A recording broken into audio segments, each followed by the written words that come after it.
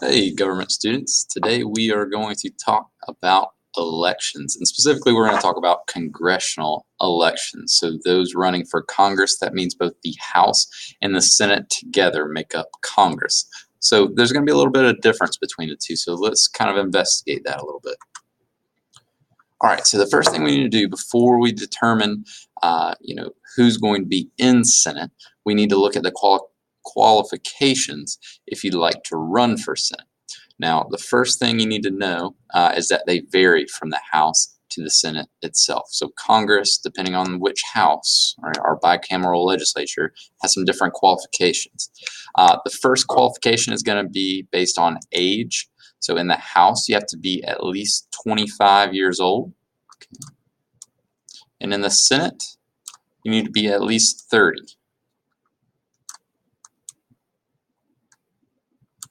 All right. The next thing you have to have is how long you have been a citizen of the United States. So what the law requires for the House, you have to be a citizen for at least 7 years. You do not have to be born in the United States necessarily. You just have to be a citizen for at least 7 years and be a naturalized citizen, go through the process and things like that. In the Senate, it's just a little bit longer. It's 9 years, but same requirement. Don't have to necessarily be born in the United States, but have to be a naturalized citizen, all right, at least 9 years for the Senate. Now, in the Senate, all you need to do in terms of your residence is be of that state, all right, so you need to live, for example, somewhere within the state of South Carolina. It could be Greenville, Charleston, Columbia, wherever, okay, just as long as you're within the state, all right.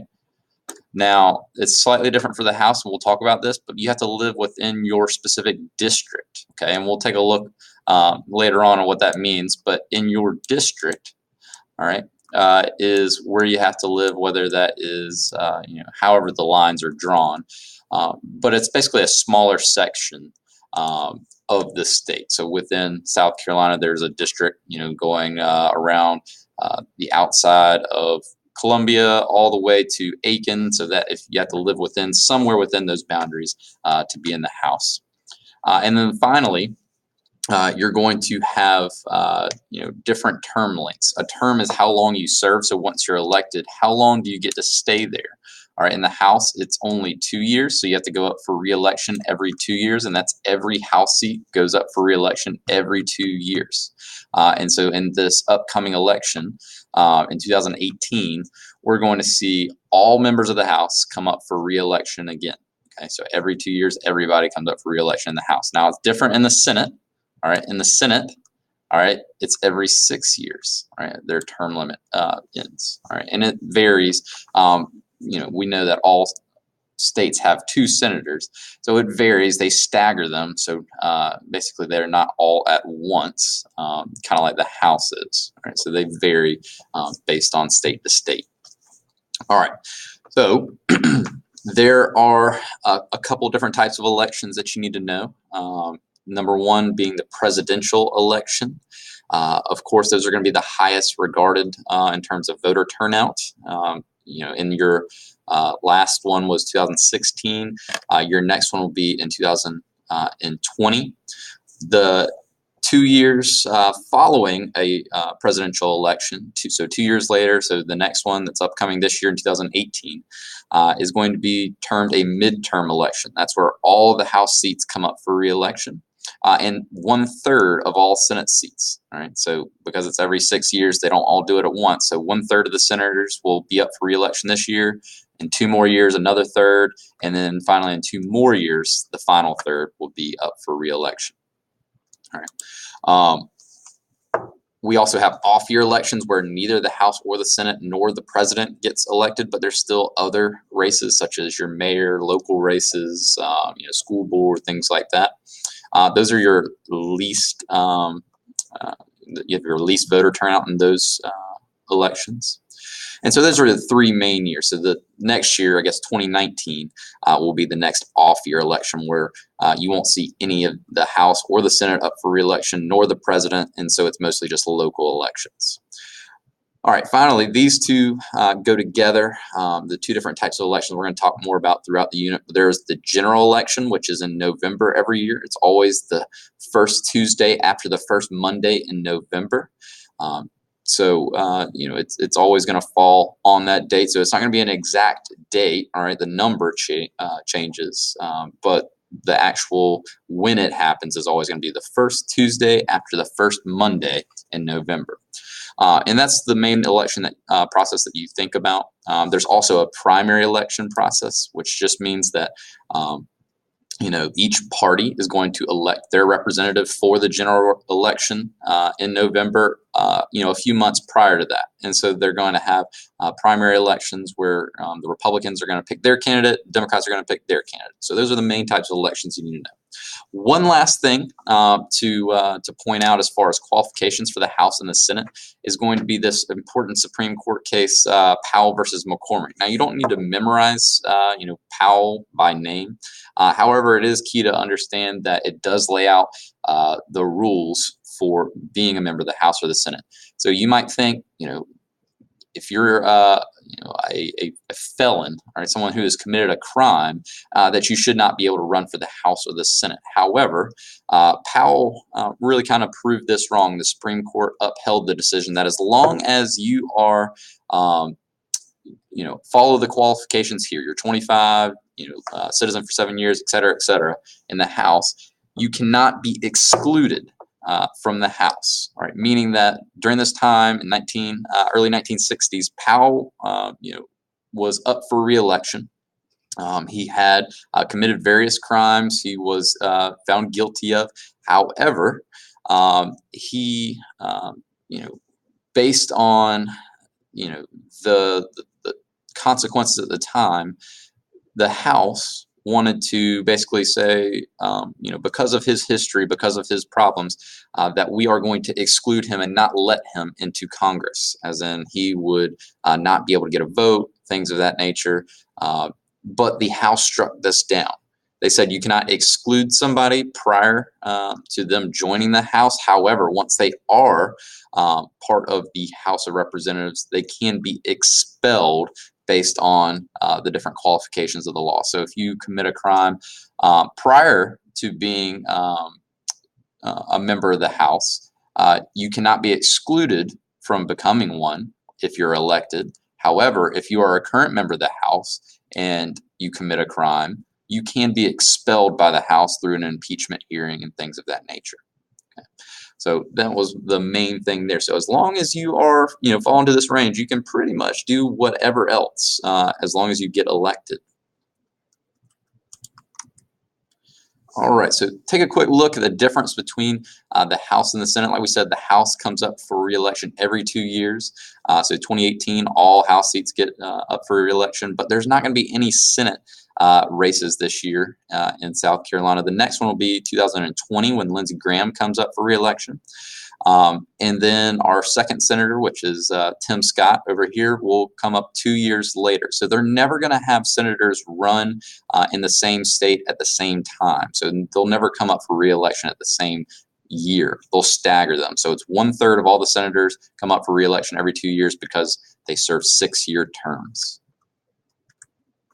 All right, so next part.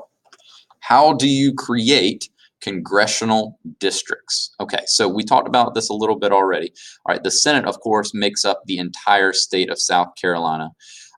They are, you're going to, no matter where you live in South Carolina, you get to vote for both your senators. But it varies based on your House member, all right, based on what district you live in South Carolina. And the way they determine, first of all, how many House seats you get is based on your population. So in 1932, all right, Congress set the permanent size of the House of Representatives to 435 because it had been growing and growing, of course, with population each year. And so they kept having more and more members of the House of Representatives and was getting out of hand. So they needed to set the number. All right, and what they did was set it at 435. That's the maximum number. It's not going to change unless they change the law. And what that means is you get a House seat based on your population, the number of house seats based on your population. The way you do this, you take the total United States population, divide it by 435, and that's the total number of people represented. All right, and so today it's a little over 700,000 people are represented. One other key thing to note, that what that means in this reapportionment, that happens every 10 years based on the census. And every 10 years, the last previous census was in 2010, and the last reapportionment comes within the next 2 years. That's 2012 was the last reapportionment, where they set out the new rules and new districts.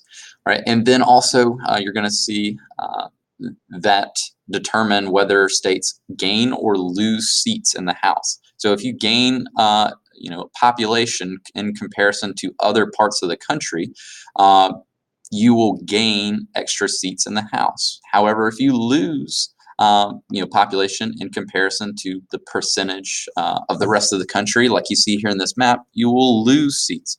So you cannot go over this 435 number. That means in order for South Carolina, like you see here, to gain that seat in the last reapportionment, somebody from another state had to lose it. And so in this area, in the Midwest, Northeast, they're seeing overall percentage decrease in their population.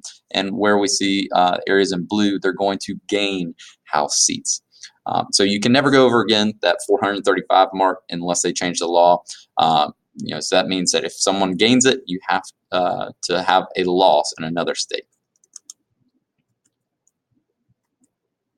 All right, here's a quick chart just to show you how that's kind of grown over the years, from 1790 all the way to 2010.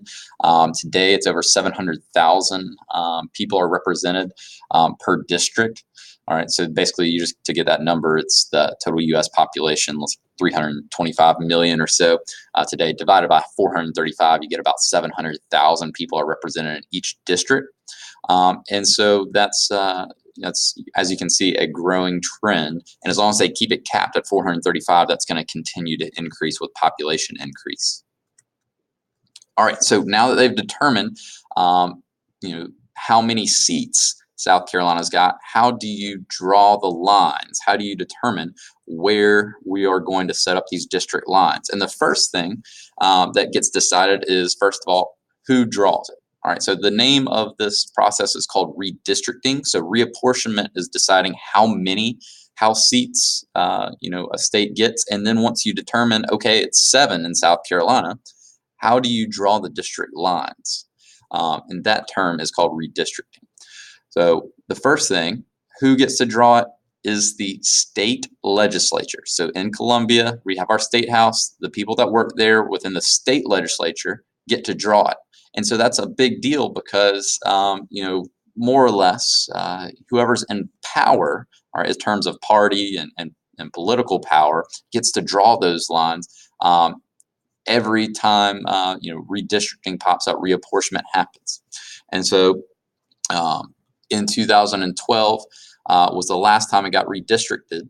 And one of the new things about this was that we gained a House seat. All right, so it looked like this. All right, prior 2012 we had 6 House seats, and then they had to determine based on the new House seat where that new district was going to come in. So we went from 6 to 7 over here. All right, so basically what they had to decide was, number one, all right, how are we going to draw this line? Because we have to follow 2 rules. All right, the first rule is that it's contiguous. All right, that means that it cannot have islands or pockets where it does not touch. All right, now that does obviously draw some problems when you have barrier islands like here on the coast. All right, but what we really mean is that the line can't be from can't look like this. All right, it can't be like a little part here and have it closed in here, but that's District 1, but now this is also part of District 1. All right, where they don't actually touch. Okay. Those types of things are going to be the first thing. That's pretty simple, straightforward. They have to all be touching. All right. The other big thing is it has to be equal in population. Okay. So based on these lines, it has to be roughly 700,000 people that live in each of those districts. And we're going to talk about some Supreme Court cases that are going to rule that it has to be as close to equal as possible in terms of population. All right. And we're going to talk about what the reason behind that is. And of course, it's very important. All right. So that's kind of how they are redistricted every year. And of course, it changes, every 10 years after the census. All right, so those are the basic rules, all right, of redrawing house lines. Now, the one key difference I will remind you is that the Senate is not based on these district lines. It is based on the entire state as a whole. Okay, so everybody gets to vote for senators, but you have to live in that district in order to vote for your House member.